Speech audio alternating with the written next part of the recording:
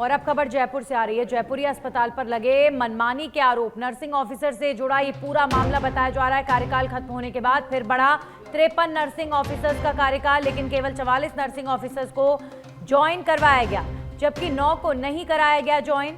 6 nursing officer जिन्होंने court में लगाई थी याचिका, उनको नहीं करवाया जा रहा ज्वाइन। याचिका विड्रॉल करने के बाद भी नहीं कराया गया ज्वाइन, तो जबकि उच्च अधिकारियों ने मौखिक आदेश दे रखे हैं, प्रिंसिपल ने 2 बार आदेश दिए, फिर भी ज्वाइनिंग नहीं हो पाई। जयपुरी अस्पताल अधीक्षक पर अब मनमानी करने के आरोप लगाए जा रहे हैं। तो जितने नर्सिंग कर्मचारियों को ज्वाइन कराया जाना था आदेश के अनुसार, जयपुरी अस्पताल उन्हें हायर नहीं कर रहा है, उन्हें उनकी ज्वाइनिंग नहीं करवा रहा है।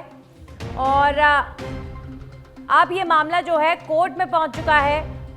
याचिका विड्रॉल करने के बाद भी अब ज्वाइन नहीं कराया गया, तो ऐसे में विश्वासघात के आरोप भी लगाए जा रहे हैं। जयपुरी अस्पताल के अधीक्षक मनमानी कर रहे हैं। उच्च अधिकारियों ने मौखिक आदेश दे रखे हैं, प्रिंसिपल 2 बार आदेश दे चुके हैं, फिर भी नर्सिंग स्टाफ को ज्वाइनिंग अस्पताल में नहीं करवाई जा रही है।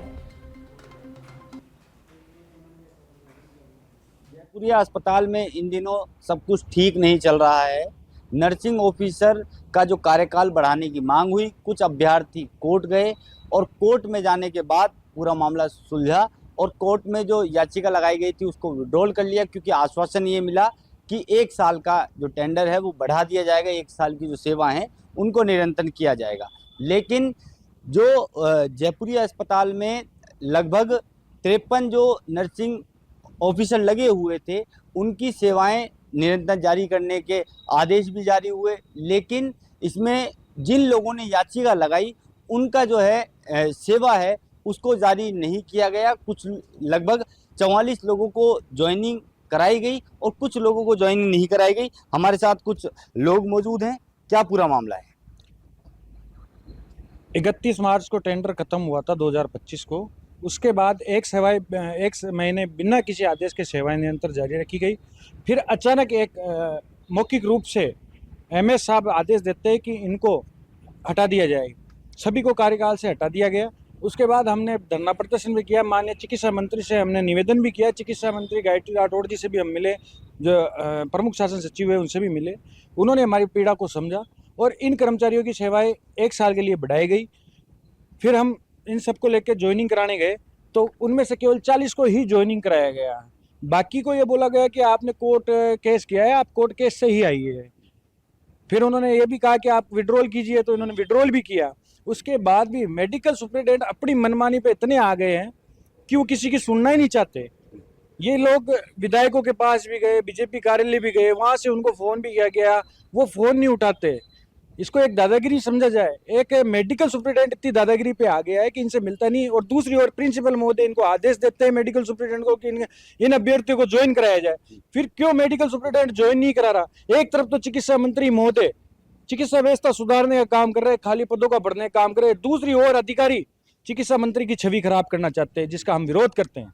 अच्छा, इसमें क्योंकि आरयूएचएस की जो प्रिंसिपल हैं डॉक्टर विनोद, उनके द्वारा भी निर्देश दिया गया था, फोन किया गया था कि आप इन तमाम लोगों को ज्वाइनिंग करवाएं। जी, उनको 3 बार कॉल कर चुके हैं। आज भी उन्होंने कहा है कि मैंने बोल दिया है, फिर भी वो ज्वाइन नहीं करा रहा, तो एक मनमानी पे आ गया है। एक एमएस अपने आप को एक चिकित्सा मंत्री से बड़ा समझ रहा है, बड़ा दुर्भाग्य की बात है।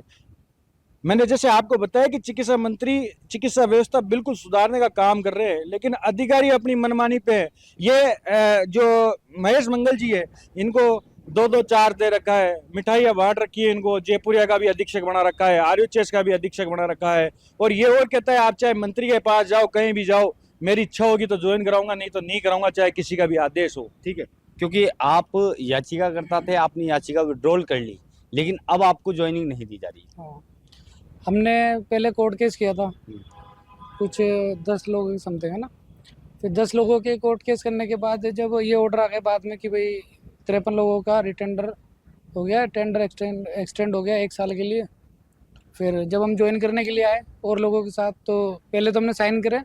साइन करने के बाद हमारे 5 से 7 लोग जो थे उस टाइम पे कोर्ट केस वाले, तो उन लोगों को उन्होंने बोला कि कोर्ट केस वाले साइन नहीं करेंगे। ये डॉक्टर महेश मंगल के आदेश हैं, जो अधीक्षक है जयपुरी हॉस्पिटल के, ये उनके आदेश हैं, आप साइन नहीं कर सकते। या तो आप केस विड्रॉ करो या फिर कोर्ट केस के जो ऑर्डर हैं वो लेकर आओ। फिर हमने कोर्ट केस जो था उसको विड्रॉ कर लिया। उसके बाद जब हम महेश मंगल सर के पास गए तो उन्होंने ना तो हमसे मिल रहे हैं ना बात कर रहे हैं। हम पूरे 5 दिन हो गए, आज 5 दिन से डेली मतलब एक 8 बजे जाते हैं और 2-3 बजे तक जब तक कि वो रहते हैं तो उनके आगे पीछे घूमते रहते हैं, लेकिन वो अभी तक हमसे एक बार भी बात नहीं करी। नहीं होगा, ठीक है जाओ, बस ये 2-3 वर्ड रखते हैं, वो भी कभी कभी, बस उसके अलावा कोई बात नहीं करते डॉक्टर। अच्छा, हाँ। इसमें एक चीज पूछने वाली है कि तमाम जो पहले काम कर रहे थे उन तमाम लोगों को ही ज्वाइनिंग के लिए कहा गया था। जी, हाँ, गवर्नमेंट बात है जयपुरिया की नहीं, प्रदेश के सभी चिकित्सालयों मेडिकल कॉलेजों में टेंडर रिन्यू हुआ था और राजस्थान नर्सिंग ऑफिसर यूनियन की तरफ से लगातार मांग थी, जो मांग सरकार ने पूरी करी है और हम चिकित्सा मंत्री का धन्यवाद देते हैं। लेकिन जो इन 9 कर्मचारियों को ज्वाइन नहीं कराया, क्या इन्होंने क्या बिगाड़ दिया महेश मंगल साहब का? इनकी कंप्लेंट है तो आप हमें दिखाइए, सरकार को दिखाइए कि इन्होंने काम अच्छा नहीं किया या इनकी कोई गलती है तो रिटर्न में कोई इनसे जवाब तो लिया होगा ना। ये तो एक मनमानी का आ गया है कि महेश मंगल ही सब कुछ अपने आप को मुख्यमंत्री या चिकित्सा का आला अधिकारी समझ बैठे हैं कि मेरा कोई कुछ नहीं बिगाड़ सकता। ये गलतफहमी बिल्कुल निकाल दे। ये बेरोजगार है, बेरोजगार अगर अपनी पे आ गए तो हम ऐसा आंदोलन करेंगे, चाहे हमें फिर टंकी पे चढ़ने के लिए मजबूर भी करेंगे ये लोग, तो वो सारी जिम्मेदारी डॉक्टर महेश मंगल की होगी। अगर आगे कुछ भी होता है तो वो जिम्मेदार महेश मंगल होगा। मैं प्रदीप चौधरी, प्रदेश अध्यक्ष राजस्थान नर्सिंग ऑफिसर यूनियन। ठीक है, क्योंकि अभी हमने भी जो जयपुरी अस्पताल के अधीक्षक हैं उनसे बातचीत करने का प्रयास किया, उनको फ़ोन किया, लेकिन अभी उन्होंने हमारा जो है फ़ोन अटेंड नहीं किया। लेकिन जिस तरह से अभ्यर्थी की पीड़ा है कि ज्वाइनिंग के आदेश के बाद भी इनको जो है दोबारा से ज्वाइन नहीं करवाया जा रहा है। सहयोगी सुनील के साथ मैं कुणाल भटनागर, सच पे धड़क।